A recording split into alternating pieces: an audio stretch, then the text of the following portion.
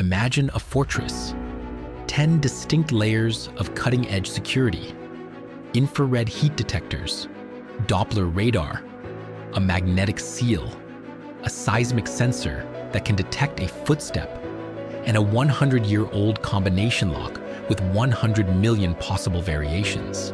It was billed as the most impenetrable vault on planet Earth, holding the wealth of kings, oligarchs, and the world's most elite jewelers.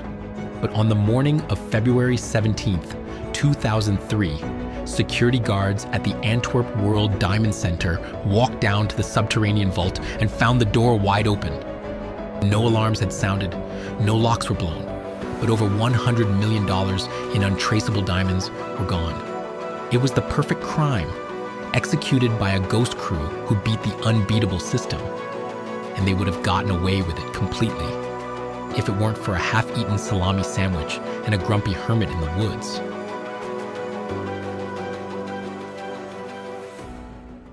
Antwerp, Belgium, is the diamond capital of the world. 80% of all rough diamonds on Earth pass through a heavily fortified 3-square block area known as the Diamond Quarter. And at the heart of it is the Antwerp World Diamond Centre. To rob it, you couldn't just kick down the door. You had to become part of the family. Enter Leonardo Notarbartolo. On paper, Leonardo was a successful Italian jewel merchant based in Turin. But in reality, he was the leader of an elite ring of Italian thieves, known in the underworld as the School of Turin. In the year 2000, 3 years before the heist, Leonardo rented an office inside the Antwerp Diamond Centre. This gave him an employee ID badge, 24/7 access to the building, and most importantly, a safe deposit box inside the subterranean vault. For 3 years, Leonardo played the long game. He dressed in expensive suits, bought coffees for the security guards, spoke casually with diamond brokers, and became a familiar, trusted face. But every time he went down to the vault to check his own deposit box, he was working. He had a miniature camera disguised as a pen tucked into his breast pocket. Over months, he secretly photographed every square inch of the vault. The alarm panels, the security cameras, the magnetic locks. He took these photos back to Italy, where the School of Turin built an exact, full-scale replica of the Antwerp vault in an abandoned warehouse. And for months, they practiced beating it. Let's look at what they were up against. To get into the vault and get out with the diamonds, the crew had to bypass building security guards and external CCTV. The vault's heavy steel gate, a magnetic field on the vault door. If the door opens, the field breaks, alarms ring. A combination lock with 100 million variations. A custom, foot-long key that was impossible to duplicate. A light sensor inside the vault. A motion detector. An infrared heat detector. A seismic sensor to feel drilling. The individual locks on all 160 safe deposit boxes inside. To beat this, Leonardo assembled specialists. There was the genius, an electronics wizard who could disable any alarm. The monster, a giant of a man who could pick any lock and possessed brute strength. The king of keys, an older man who was considered one of the greatest key forgers in the world. And Speedy, a highly anxious but incredibly fast getaway driver and scout. On the weekend of February 14th, 2003, Valentine's Day, the building shut down for a long holiday weekend. The vault would not be checked again until Monday morning. It was time. On Friday night, the heist began. Leonardo first disabled the vault's light sensor with a coat of hairspray, while the rest of the crew bypassed the building's exterior cameras by swapping the security tapes with pre-recorded fake footage. Down in the antechamber, the crew's electronics expert, the genius, used a custom aluminum strip to bridge the magnetic alarm seal on the vault door. Using a forged replica of the foot-long key and a secretly recorded video of the lock's combination, they opened the heavy steel door.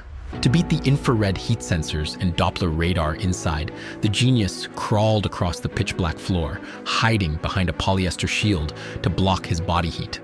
He reached the sensor box, spliced the wires, and permanently short-circuited the system. With the vault secured, the team spent hours forcing open 123 of the 160 safe deposit boxes. They uncovered a staggering haul of gold, cash, and flawless diamonds. So much wealth that their bags became too heavy, forcing them to leave millions behind. By 5:30 a.m., they slipped out the back door and vanished, having flawlessly executed the heist of the century. The crew hit the highway, heading toward Brussels, high on adrenaline. In the back of the car, Speedy was holding a garbage bag full of the rubbish they had generated during the heist. Empty diamond envelopes, receipts, wire scraps, and a half-eaten salami sandwich he had brought for a snack. Leonardo told Speedy to burn the bag later, but Speedy was having a panic attack. The stress of the night had broken him. As they drove past a dense forest next to the E19 highway, Speedy screamed at Leonardo to pull over. Speedy jumped out of the car, dragged the garbage bag into the brush, and in his panic, just dumped the contents onto the muddy ground. He didn't burn it. He just ran back to the car. Leonardo was furious, but they didn't have time to clean it up. They drove off. Enter August Van Camp. August was a local, somewhat grumpy landowner who owned that patch of forest. He was constantly dealing with teenagers dumping trash on his property. On Monday morning, August was taking a stroll when he found the scattered trash. Furious, he called the local police to complain about littering. The local cops sighed and drove out to humor him. When the police started picking up the trash, they noticed something weird. Envelopes that said Antwerp Diamond Centre, a receipt for a low-light video camera, and a partially eaten salami sandwich. At that exact moment, 30 miles away, alarms were finally sounding in Antwerp. The vault had been discovered. The police connected the dots. In the trash, they found a receipt for a grocery store. They pulled the CCTV from that store, and there, buying the salami sandwich, was Leonardo Notarbartolo. Even worse, the sandwich had Speedy's DNA all over it. The brilliant, impossible heist had been brought down by a single piece of litter. Within days, Leonardo was arrested. Police raided his apartment in Italy and found the exact same custom-made lock-pulling tools used in the vault, along with 17 loose diamonds hidden in his safe. He was sentenced to 10 years in prison. The rest of the crew was eventually hunted down through wiretaps and cell phone records, each receiving prison sentences. But here's the ultimate twist of the Antwerp diamond heist. Despite catching the crew, the money was gone. Out of the estimated $100 million in diamonds stolen, police only ever recovered a fraction. The vast majority of the loot vanished into the criminal underworld, likely cut down and sold on the black market, completely untraceable. Years later, Leonardo gave a shocking interview to Wired magazine.